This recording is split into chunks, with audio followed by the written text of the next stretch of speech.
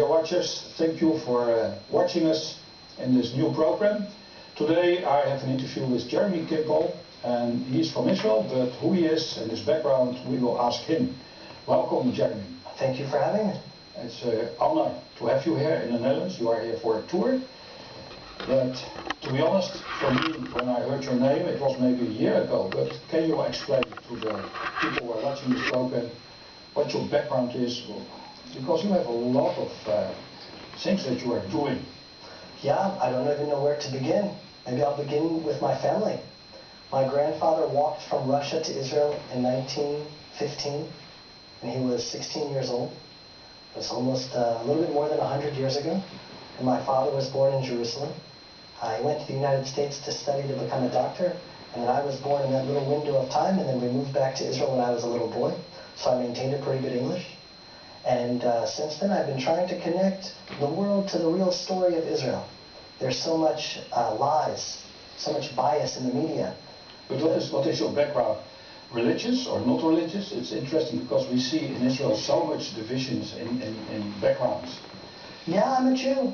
Yeah, but I'm a Jew. I believe in the Torah. I believe in God. I try to live by the Torah. And I think that most Jews in Israel today believe in God, believe in the Torah. Now, some people may be more observant than other people, but the vast majority of Jews in Israel are believers in the end of the day. And so that wasn't always the case. At the beginnings of Israel, it was a very secular country. And now we see that there's a transformation happening within Israel. Very exciting time. Very secular kibbutzim that at one time would have nothing to do with the Torah, nothing to do with God, are now building synagogues for the first time on their campuses. And so I'm a Jew in the land. You came back from, not you came back, yeah, you came back in the land. Yes. From America, then you go to school. And what was your, had you a profession in mind, or did you have a call in your life? What? Yeah, well, my father is a doctor, and my mother is a doctor, and my parents wanted me to be a lawyer. In my family, you're either a doctor, a lawyer, or a failure. That's the way it is, and that's my joke for the evening. Not a lawyer or a rabbi. That's right. I told my parents, I said, well, I finished my law degree, and I was beginning to work in a law practice, and I told my parents, I said, listen, I don't want to be a lawyer, I want to be a rabbi. And my father said, a rabbi? What kind of job is that for a good Jewish boy? And ultimately, I had to make the choice, and I said, listen, I believe that I have a calling in my life to do something that's just beyond, making money and making business. And so I've been now pursuing spreading Torah, teaching Torah now for well more than 15 years. And so that's what I do. But you're doing more than teaching. You're giving lectures, and you have a radio program, and you are doing something on Yes, several years ago we founded an organization called the Land of Israel Network at thelandofisrael.com. And every day we're broadcasting teachings from Israel. And it's an interesting network because on one hand, sometimes we just have the news, just what's happening in Israel, but the true news. Without any bias, it's just pro-Israel. Because the truth is pro-Israel. Israel's not at fault for jihad that happens in France or jihad that happens in Belgium. Israel is also suffering from jihad, and the world constantly is blaming Israel for the jihad against Israel. And so now the world is getting a taste of what Israel has been tasting since 1948. And so we're bringing the real news from Israel. But I think what makes our network very unique is that all of the teachers are believers. We all believe in God. And so you can't really separate the Torah from Israel. You can't separate God from what's happening in the land. And so our perspective very often is a fusion, a combination of spirituality and actuality. What's happening in Israel, and how does that relate spiritually to what's going on in the Torah, what's going on in our lives? What is God's plan for the world? And so our network is really to broadcast the Torah from Zion, like the prophets say. It's amazing to think that many of the Jews, they didn't want to return to the land of Israel. And they said, the land of Israel, there's no electricity, it's swamps, it's deserts. How will the Jews be a light to the nations if we're alone out in the Middle East? And as the Jews return to the land of Israel, God brings the internet into the world. And now, just more than ever, the Jews are able to be a light to the nations and actually share what it is to be a Jew living by the Torah, building a country. My father was born in Jerusalem, and he remembers a time where there was only one road paved with asphalt. And all of the Jews in Israel called it the Black Road. because all of the roads of Israel were dirt roads. And now in just 70 years, Israel has become an economic superpower. Roads, highways, skyscrapers, biotechnology, high technology. Israel has exploded. And now to show that to the world is fixing the world. It's really our mission, to fix the world in the kingdom of God. And now the technology that Israel has developed is saving people's lives, allowing people to eat food and water their agriculture in Africa, things they haven't been able to do. And so Israel is slowly but surely actually entering into the role it was always meant to play, and being a light to the world and fixing the world. Okay, so your listeners or your people watching the programs, are they Jews or also non-Jews? It's really an interesting question. In our eyes, we almost always are speaking to Jews, encouraging them to move back to Israel, encouraging them to reconnect to their Jewish roots. But it seems as though at least half of our listeners, if not more, are specifically non-Jews that feel a calling to Israel, that love Israel, that come from some sort of Christian background, but they've discovered that the founders of Christianity, they were all Jews. They all lived in Israel. And now they want to mean, well, what does the Jews mean to them? What does Israel mean to them?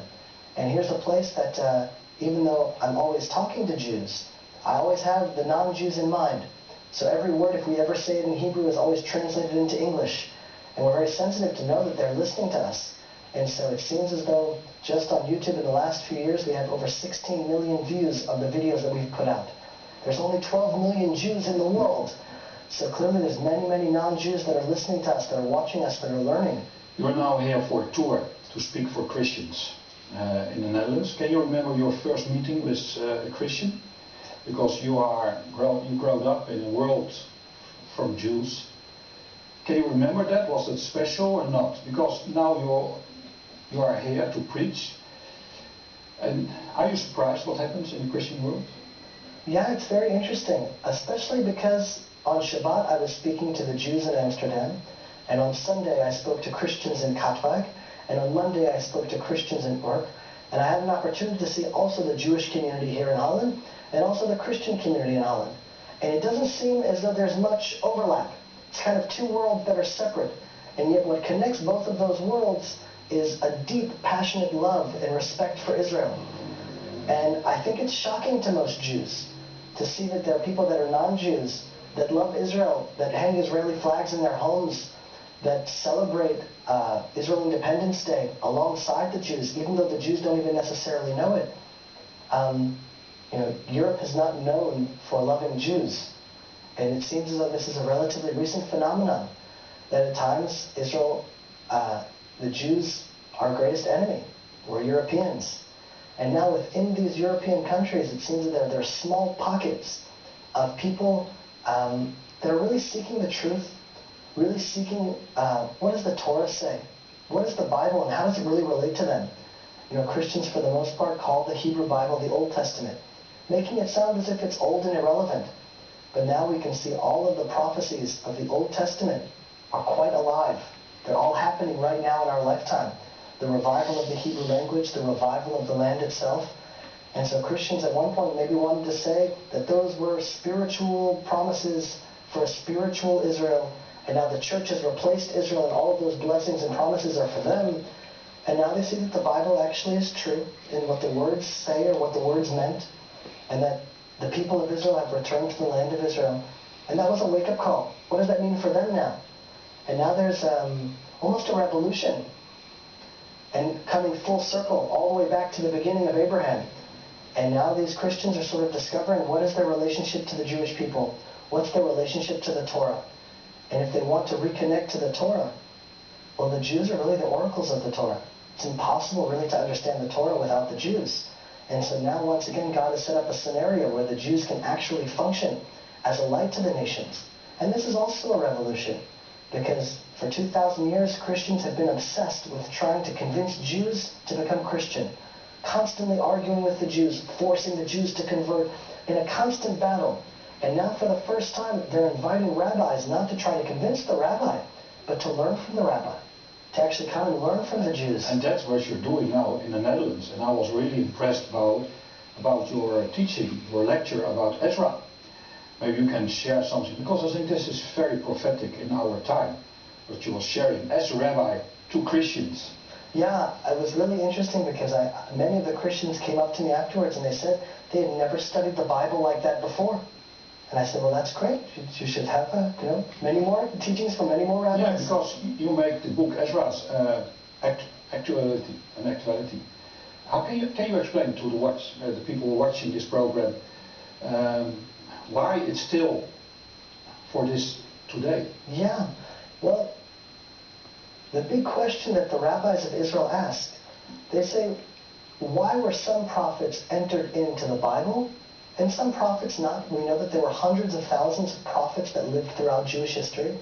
Why was Isaiah chosen? Why was Ezekiel chosen? Not only that, Obadiah, he only has one chapter, but surely Obadiah said more things in his life than just one chapter. Why was only one chapter chosen from all of the things that he said? And so the answer the sages of Israel give is that only a prophecy that was relevant for every generation until the coming of Mashiach entered into the Hebrew Bible. If there was a prophecy that was for one king, for one generation, for one person, that didn't enter. But a prophecy relevant for every generation, that came into the Bible. But what's a very special point is obviously it's relevant for our generation. We see now that all of these prophecies are coming to pass in our generation. But it was also relevant for the generation of the prophets themselves. And so we know that Ezra, who lived after the destruction of the first temple, was the first time that all of the prophecies before him could have been fulfilled. So you have Isaiah, Ezekiel, Hosea, Amos, all of these prophets that gave messianic prophecies of what the redemption would look like, what it would be the return to Jerusalem, what it would be like to build the temple. And here we have Ezra. If it's relevant for every generation, it was especially relevant for the first generation. Ezra was the only generation, 70 years had passed since the destruction of the temple. Now all of the messianic prophecies had the potential to be fulfilled. So when Ezra writes his book, really what he's writing is not just an autobiography of his life, but it's actually the story of how he understands the prophecies before him coming to pass. And then now with that key, when you read the book of Ezra, really it's a map. It's a map of how Ezra understood the redemption will come to pass. And then my whole lecture is just going through the book of Ezra. I don't bring any Jewish interpretations or commentaries. I just read the book knowing now that it's based on all of the prophecies beforehand. But when you read the book of Ezra, you'll notice that it's almost an exact parallel story to what Israel is going through today. That they're struggling to come back to Israel.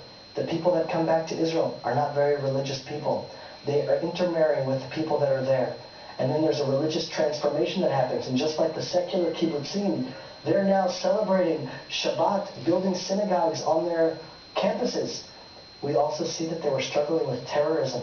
They were struggling with very weak religious leadership in the beginning, that the priests couldn't even prove their genealogical records. We also see that the international powers of the world at that time weren't allowing them to build in Jerusalem. And we see that in Israel, for the last 8 years, when President Obama put a building freeze on the Jews in Jerusalem, so Jews in Israel said, what? Could this possibly be the redemption? We're not even free in our land. And kings of other countries are forcing us to now build in our own country. And here we see that Ezra suffered through the same exact challenges. But as Ezra was suffering, he wrote down signs for our generation, because also his book was written with a spirit of prophecy.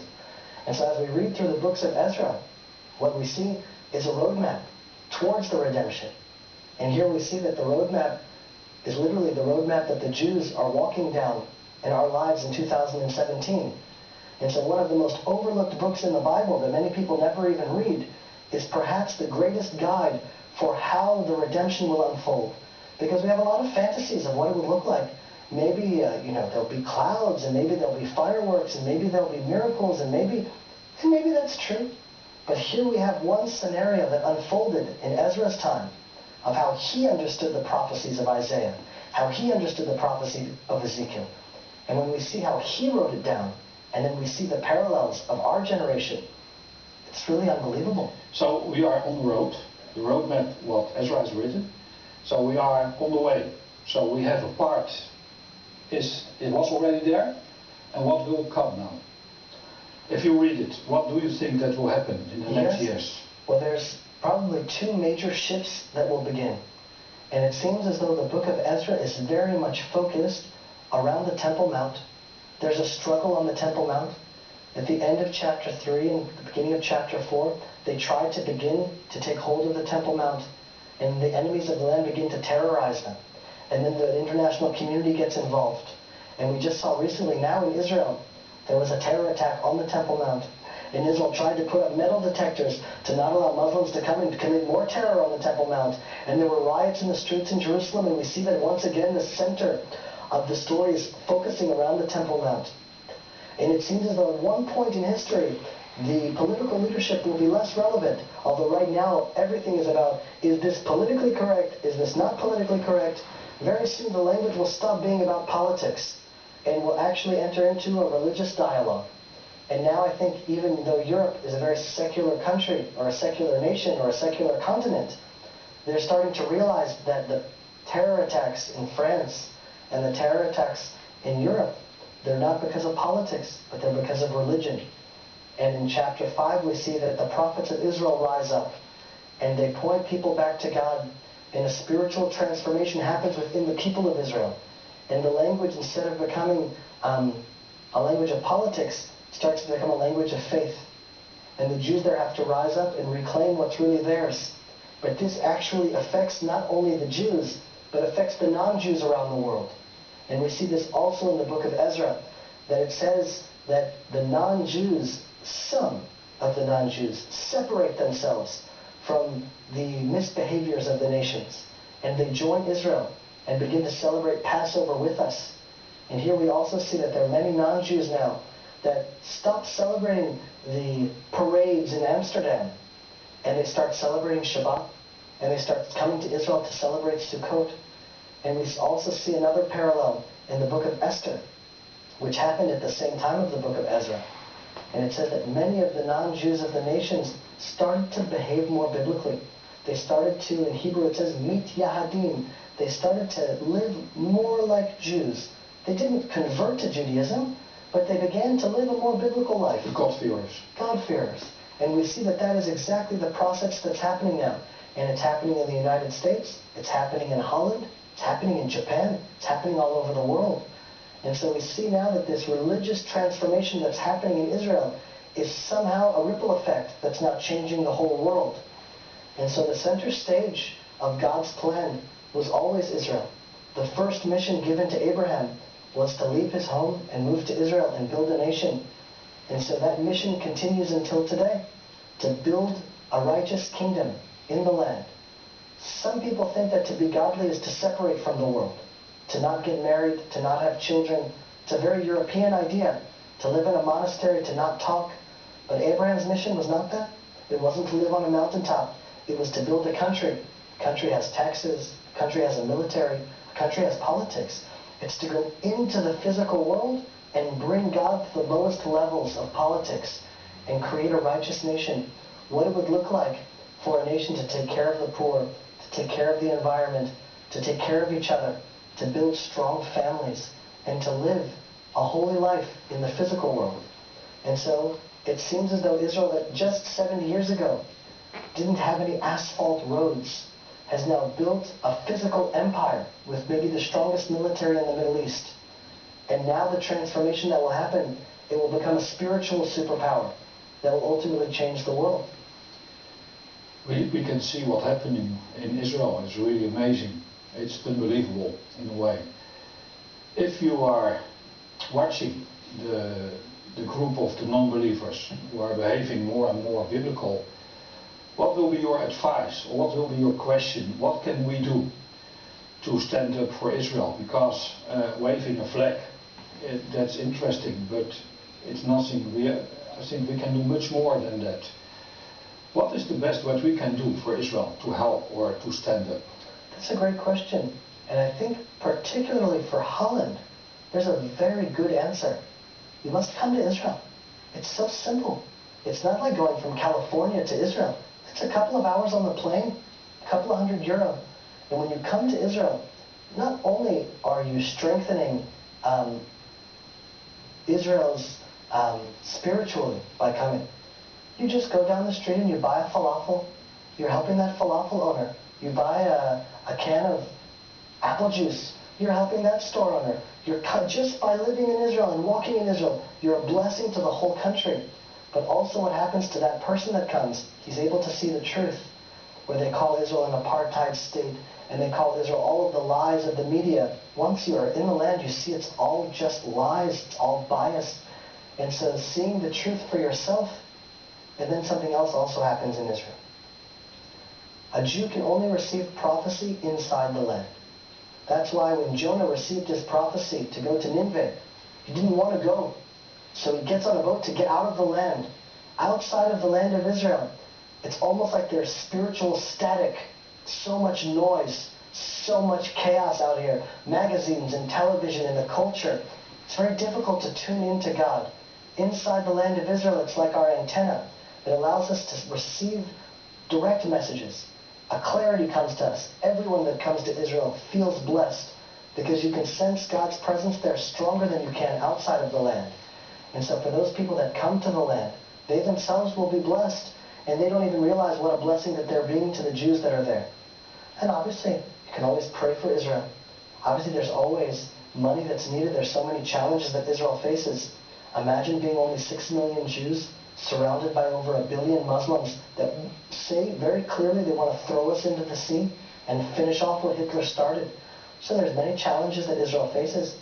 But I think the best thing for people in Holland to do is to come to the land, see it for themselves, be blessed by being there, and then blessing the people of the land. So that is the call at the end of this program about coming and going to Israel. And I think that the most of the people watching love to do it. Thank you, Jeremy, for this program. I want to have another program with you about Jerusalem. So if you want, for the next week we will do another program with Jeremy about Jerusalem. Thank you.